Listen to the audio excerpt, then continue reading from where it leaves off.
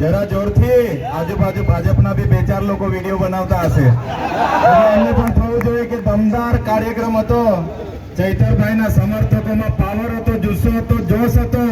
એટલા માટે તમને કેમ છું કે જોરથી આજુબાજુમાં હશે એમને બી બિચારાને એમના નેતા મોકલે કે ભાઈ જાવની વિડીયો બનાવી લાવો, એટલે આવવું પડે બિચારાને. એટલે જોરથી બોલો, જય આદિવાસી, જય બિરસા દાદા, જય બિરસા દાદા. આજની ઝઘડિયા વિધાનસભામાંની સ્વાભિમાન યાત્રાનો આજે નેત્રંગ ખાતે છેલ્લો કાર્યક્રમ છે, ત્યારે મોટી સંખ્યામાં અહીંયા ઉપસ્થિત નેત્રંગ તાલુકાના વડીલો, યુવાનો, માતા બહેનો અને તમામ ઇન્ડિયા ગઠબંધનના પદાધિકારીઓ, જે રીતના આગળના વક્તાઓએ કીધું કે આ ચૂંટણી લોકતંત્ર બચાવવા માટેની ચૂંટણી છે. પેલા લોકો 2014માં બહુત હુઆ મોંઘવારી કા માર, અબ કી બાર મોદી સરકાર એવું સ્લોગન લઈને આપણી વચ્ચે આવ્યા હતા. 2019માં મોદીજી કો લાએંગે અચ્છે દિન આએંગે ની વાતો લઈને આપણી વચ્ચે આવ્યા. આપણને લાગ્યું કે આપણો ઉદ્ધાર થઈ જવાનો છે, આપણે મનસુખ દાદાને મત આપીને લાવી દીધા, પણ એમની સરકાર હોવા છતાં મનસુખ દાદાએ આપણા સમાજનું કે ભરૂચ જિલ્લાના લોકોનું કોઈ ઉદ્ધાર કે કઈ કામ કર્યું નથી. આ વખતે મનસુખ દાદાને રજા નિવૃત્ત કરી દેવાના છે. ત્યારે આ વખતે ફરી ભાજપ વાળા અબકી બાર 400 પાર, અબકી બાર 400 પાર, અબકી બાર 400 પાર આવે છે ને બધા, પણ લોકો એવું કહે છે અબકી બાર ભાજપ કી હાર. તૈયાર છો ને બધા? ત્યારે આ લોકોને એમના ઉમેદવાર અમને કહેતા હતા, મનસુખ દાદા ઇન્ટરવ્યુ આપતા જાણ કરતા હતા કે 5 લાખની લીડથી અમે ભરૂચ લોકસભા જીતીએ છીએ. એ મનસુખ દાદાને આજે રાજપીપળાથી ભરૂચ અપડાવન કરવાના ફાફા પડી ગયા છે.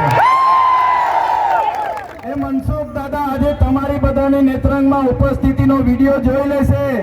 એ મનસુખ દાદાને ઊંઘ નથી આવવાની, રાતે ઉઠીને પણ માટલાનું પાણી પીવું પડશે.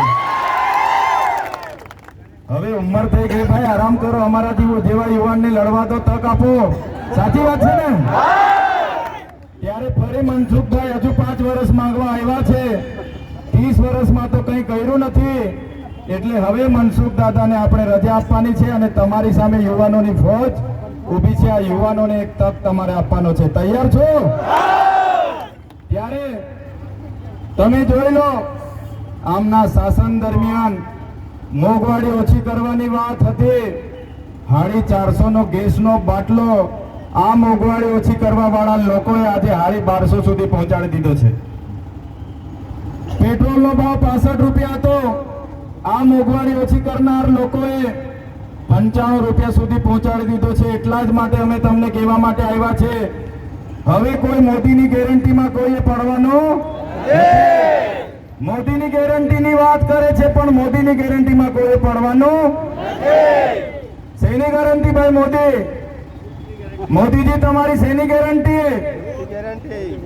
જે મોદીજીએ પોતાની ધર્મપત્ની જશોદાબા સાથે અગ્નિની સાક્ષીમાં 7 ફેરા લીધા હતા અને 7 જન્મો સુધી સાથે રહેવાનું વચન આપ્યું હતું, એ જશોદાબાને સાચવી નથી શક્યા, તો તમારી અમારી ગેરંટી શું આપવાના છે? એટલે કોઈ ગેરંટીમાં પડવાનું નથી. એ જ મોદીજી આપણને કહેતા હતા, બધા જનધન ખાતા ખોલાવી રાખજો. આપણે બધાએ 500 વાળા ખાતા ખોલાવી દીધા હતા. 15 લાખ રૂપિયા આપવાની વાત હતી. 15 લાખ રૂપિયા બધાને મળી ગયા?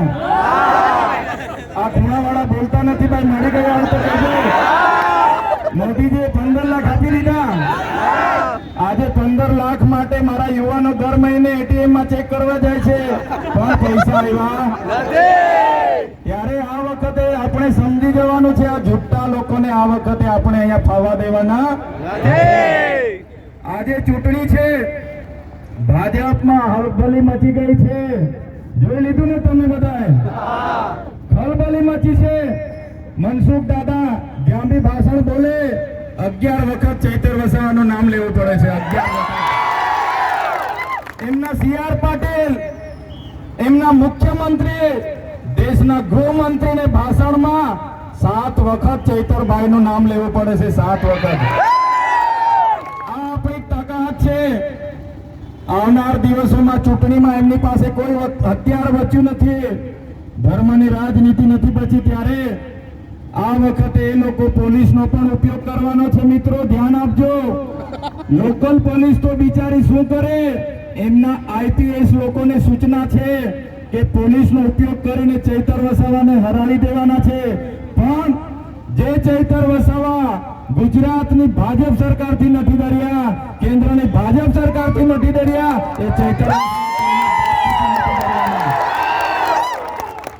અમારા ભાજપને આ સ્ટેજ પરથી ચેલેન્જ કરીએ છીએ, અમારા એક કાર્યકરને તમે ટચ કરીને દેખાડો, તમને છઠ્ઠીનું ભોગ લાગે. અમારા એક આગેવાનને હાથ લગાડી બતાવો, તમને છઠ્ઠીનું ભોગ યાદ દેવડાવી દઈશું અમે. ત્યારે કોઈ ડરવાની જરૂર નથી. આ લોકશાહીમાં આપણો બધાનો અધિકારનો તમારે ઉપયોગ કરવાનો છે. આજે કેટલાક લોકોને એવું હશે નવા ઉમેદવારો ઉભા કરી દઈશું,